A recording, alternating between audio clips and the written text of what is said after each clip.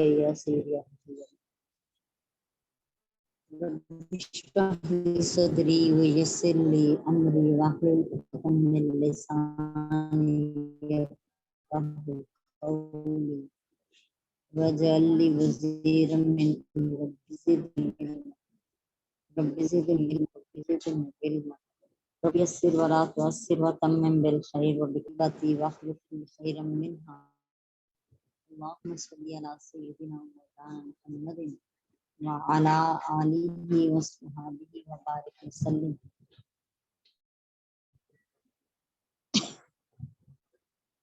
آج ہمارے سورہ النساء کی آیت نمبر 50 ہے جو ہم نے پڑھنی ہے۔ اس سے پہلے کہ سبق سٹارٹ کیا جائے میں آپ کو بتانا چاہتی ہوں 57 پہ ہمارا روبہ پورا ہو رہا ہے، پہلا روبہ۔ تو یہ 2 دن کا سبق بن رہا ہے، ایک آج کا ہو جائے گا اور ایک شاید کل کا۔ تو 2 دن کے سبق کے بعد ٹیسٹ ہوگا ہمارا، اناؤنس کر دیں گے انشاءاللہ تعالیٰ کل۔ آپ سب سے درخواست ہے کہ پیچھے سے اپنی ریکارڈنگز نکال کے ان کو ریوائز کر لیجیے، ساتھ ساتھ تیاری شروع کر دیجیے تاکہ جو ہے ساری سلیبس کور ہو جائے ہمارا۔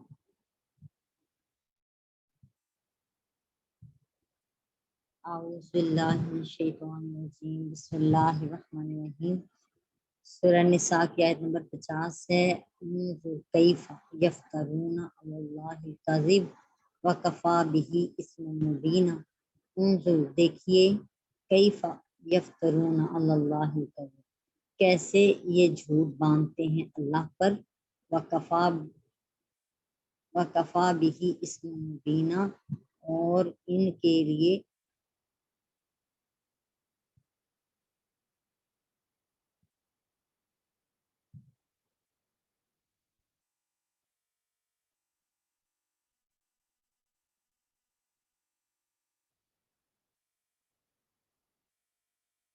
ہماری آیت نمبر 49 بن رہی ہے، جو پیچھے ہم نے پڑھنی ہے 50 نہیں ہے 49 ہے۔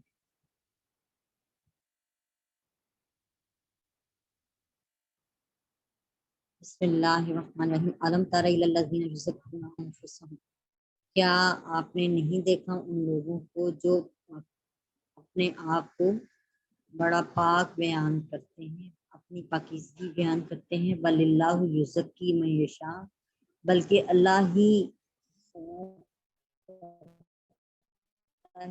جسے چاہتا ہے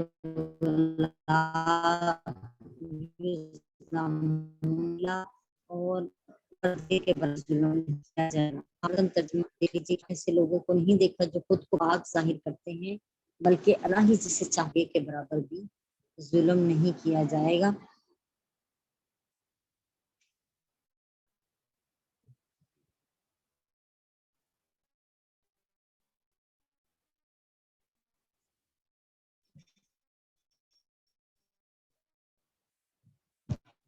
بسم اللہ، ان لوگوں کو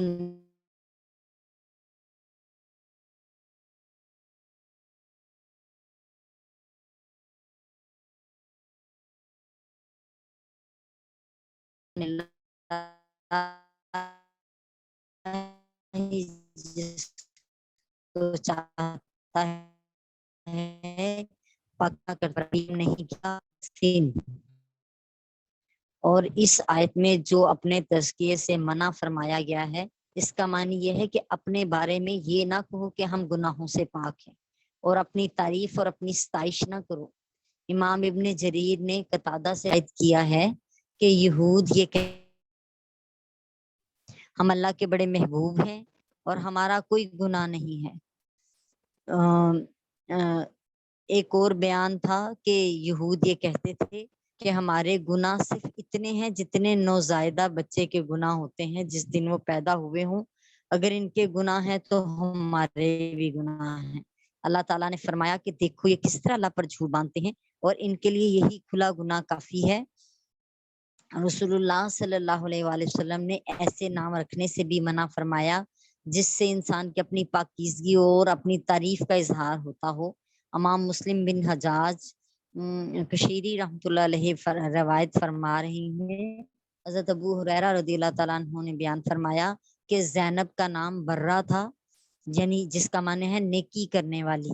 تو ان سے کہا گیا کہ تم اپنی پارسائی بیان کرتی ہو، تو اللہ تعالیٰ کے نبی رسول اللہ صلی اللہ علیہ وآلہ وسلم نے ان کا نام زینب رکھ دیا۔ یہ صحیح مسلم شریف کی حدیث سے پاک ہے۔ اسی طرح محمد بن عمرو بیان کرتے ہیں کہ میں نے اپنی بیٹی کا نام برہ رکھا تو مجھ سے زینب بنت ابی سلمہ نے کہا کہ رسول اللہ صلی اللہ علیہ وسلم نے اس نام سے منع کیا ہے، میرا نام برہ تھا۔ تو نبی کریم علیہ السلام نے فرمایا اپنی پارسائی نہ بیان کرو، اللہ ہی جانتا ہے کہ تم میں سے کون نیکی کرنے والا ہے۔ مسلمانوں نے کہا پھر ہم اس کا کیا نام رکھیں؟ آپ نے فرمایا اس کا نام زینب رکھ لیں۔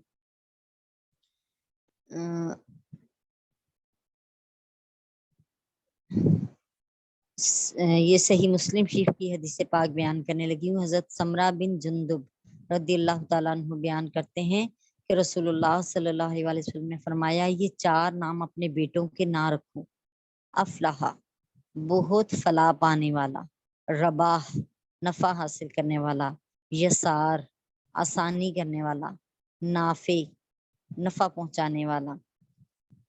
ان 4 ناموں کو رکھنے سے منع فرمایا گیا کہ اس میں انسان کی اپنی بڑائی بیان ہو رہی ہے، جبکہ اصل بڑائی والا تو اللہ ہی کی ذات ہے۔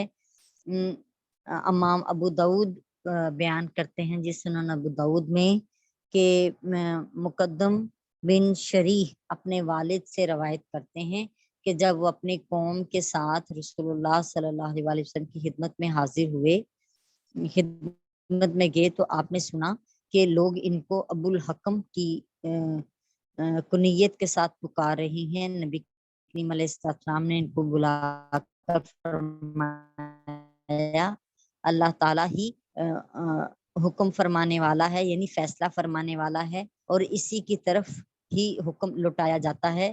تم نے اپنی کنیت ابو الحکم کیوں رکھی ہے؟ انہوں نے کہا جب میری قوم کا آپس میں کسی معاملے میں اختلاف ہوتا ہے تو وہ میرے پاس آتے ہیں اور میں ان کے درمیان فیصلہ کرتا ہوں اور دونوں فریق راضی ہو جاتے ہیں۔ نبی کریم علیہ السلام نے فرمایا یہ بہت اچھی بات ہے، کیا تمہاری اولاد بھی ہے؟ اس نے کہا میرے 3 بیٹے ہیں، شریح، مسلم اور عبداللہ۔ آپ نے فرمایا ان میں بڑا کون ہے؟ میں نے کہا شریح۔ آپ نے فرمایا تو تم ابو شریح ہو، یعنی اس کنیت کے ساتھ اپنا نام کرو، کیونکہ اصل تو حکم فرمانے والی ذات جو ہے وہ اللہ تعالیٰ ہی کی ہے، لہٰذا منع فرمایا گیا۔ ایسے اس طرح کا نام ہمارے یہاں پہ اکثر سبحان کہا جاتا ہے، جبکہ سبحان ذات تو صرف اللہ ہی کی ہے، اور اللہ سے بڑھ کر ہم سب انسان تو گنہگار ہیں، سبحان نہیں ہو سکتے، یعنی ہر عیب سے پاک، تو انسان تو عیب سے پاک نہیں ہے، اللہ معاف فرما دے۔ جس شخص نے کسی شخص یا کسی چیز کے ساتھ زیادہ اشتغال ہو وہ اس کے ساتھ کو نیت رکھ لیتا ہے۔ مثلا حضرت ابو ہریرہ قابلی سے زیادہ اشتغال تھا تو ان کی کنیت ابو ہریرہ رکھ دی گئی۔ ابو کا مطلب والا یا صاحب ہے، اور ہریرہ کا مطلب بلی والا، ابو ہریرہ کا مطلب بلی والا، ابو شریح کا معنی شریح والا۔ اس حدیث سے یہ بھی پتہ چلتا ہے کہ اللہ کی صفات کے ساتھ کنیت نہیں رکھنی چاہیے۔ اس اعتبار سے ابو الاعلیٰ یہ کنیت بھی صحیح نہیں ہے، غلط ہے۔ قرآن مجید اور ان احادیث میں اپنی پارسائی اور بڑائی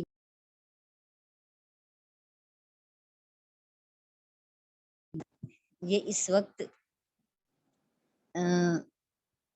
وقت ہے جب انسان کسی پر اپنی برتری ظاہر کرنے اور اپنی بڑائی بیان کرنے کا ارادہ رکھتا ہو، لیکن جب اس سے اللہ کی نعمت کا اظہار مقصود ہو، یا جب کسی جگہ اپنی پاک دامنی کا اظہار کرنا مقصود ہو، اور کسی عیب سے کسی الزام سے اپنی نجات کروانا ہو، اور اپنا حق اور اپنا مقام حاصل کرنے کے لیے وہ اپنی تعریف بیان کرنی پڑے یا اپنی کوئی خصوصیت بیان کرنی مقصود ہو، اور اپنے کسی فضائل کو بیان کرنا مقصود ہو، تو یہ بیان کرنا جائز ہے۔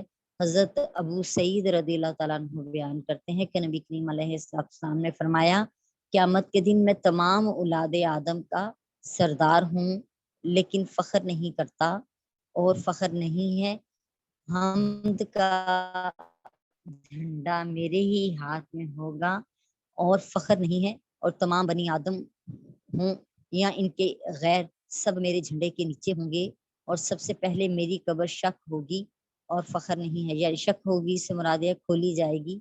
नबी करीम अलैहिस्सलाम सबसे पहले क़यामत के दिन कब्र से निकाले जाएंगे। ये हदीस से सही है। हज़रत अबू हुरैरा रज़ियल्लाहु ताला अन्हु बयान करते हैं तिर्मिज़ी शरीफ से ही कि सहाबा ने पूछा, या रसूलुल्लाह सल्लल्लाहु अलैहि वसल्लम, आपके लिए नबूवत कब वाजिब हुई? आपने फरमाया इस वक्त जबकि आदम अलैहिस्सलाम रूह और जिस्म के दरमियान थे। समामा बिन हज़न बयान करते हैं कि जब बागियों ने हज़रत उस्मान का मुहासरा किया, इस वक्त मैं इनके सामने हाजिर था।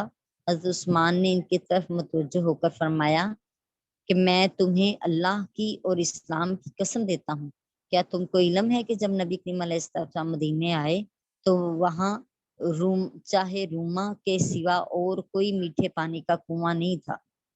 चाह का मतलब कुआं होता है जी, रूमा जिसका नाम था। आपने फरमाया चाहे रूमा को खरीद कर मुसलमानों के लिए कौन वक्फ करेगा और इसके बदले में जन्नत में इससे बेहतर चीज लेगा, तो इस कुएं को मैंने अपने जाती माल से खरीदा और आज तुमने मुझ पर इसी कुएं का पानी बंद कर दिया और मैं समुद्र का खारी पानी पी रहा हूँ। लोगों ने कहा है अल्लाह, हाँ, कि इन्होंने जो बात कही है सही है। हजरत उस्मान ने कहा कि मैं तुम्हें अल्लाह की और इस्लाम की कसम देता हूँ, जब मुसलमान नमाजियों से जब मस्जिद नमाजियों से तंग हो गई थी तो रसूलुल्लाह सल्लल्लाहु अलैहि वसल्लम ने फरमाया, फलां शख्स की जमीन को खरीद कर मस्जिद के साथ कौन मिलाएगा और इसके बदले में जन्नत में इसको इससे बेहतर चीज मिल जाएगी। तो मैंने अपनी जाती माल से जमीन को खरीदा और आज तुम मुझको इसी मस्जिद में 2 रकत नफल नमाज पढ़ने से 2 रकत नमाज पढ़ने से मना करते हो। उन्होंने कहा, ए अल्लाह, हाँ, क्या आपने जो फरमाया है दुरुस्त फरमाया है। आपने फरमाया मैं तुमको अल्लाह और इस्लाम की कसम देता हूँ, क्या तुमको मालूम है कि मैंने ग़ज़वे तबूक के लश्कर के लिए माली मदद फराहम की थी। उन्होंने कहा, ए अल्लाह, हाँ।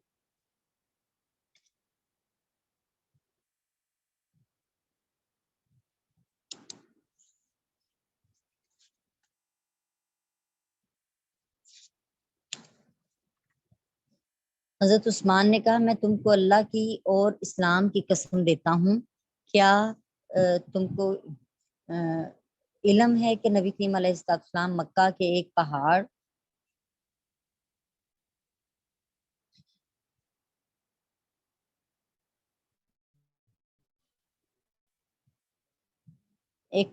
था जिस पर तशरीफ फरमा थे। आपके साथ हजरत अबू बकर, हजरत उमर और मैं था। पहाड़ हिलने लगा हत्ता कि इसके पत्थर नशीब नशीब में गिरने लगे। नबी करीम अलैहिस्सलाम ने इस पर अपना पैर मारा और फरमाया, ए पहाड़ साकिन हो जा, तुझ पर सिर्फ नबी है, सिद्दीक है और 2 शहीद हैं। उन्होंने कहा, है अल्लाह, हाँ। हजरत उस्मान ने कहा, अल्लाह अकबर। उन्होंने मेरे हक में गवाही दी और 3 बार कहा कि रब काबा की कसम मैं शहीद हूँ।